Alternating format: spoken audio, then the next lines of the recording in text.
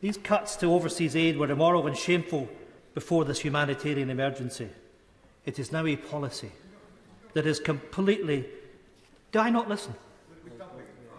Do I not listen?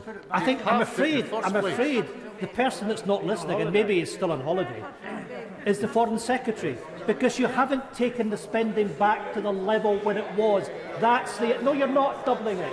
And that just shows quite simply the Foreign Secretary can't... We don't use you, as you well know, because I don't want to take responsibility, and you wouldn't expect me to. Ian Blackford. Certainly don't want to take responsibility for a Foreign Secretary that can't realise the facts of the matter, that you've taken spending to below where it previously was.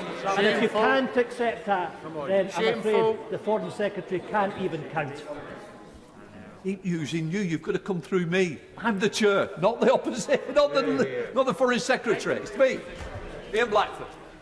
Indeed, Mr Speaker, I think it is important that the cuts to overseas aid in their entirety are now reversed. Aye.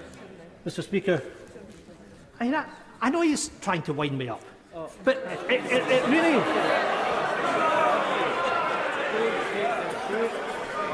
Don't speak to me. When the rest of us were doing what we can over the course of the last few days, the Foreign Secretary was lying on a sunbed. So I'm not going to take any lectures from someone like him. People are facing the worst situation imaginable, and you have a Foreign Secretary that's sitting laughing and joking on the government front bench. A Foreign Secretary that should be ashamed of himself, that is demonstrating he has absolutely no dignity whatsoever. And you can carry on saying that it's been doubled, but I'm afraid... Order! Well, point of order. Well, let me just one thing at once. Point of order, Bob Seeley. To disturb you, sir, we've had 20 minutes. We now have a private conversation between the front benches.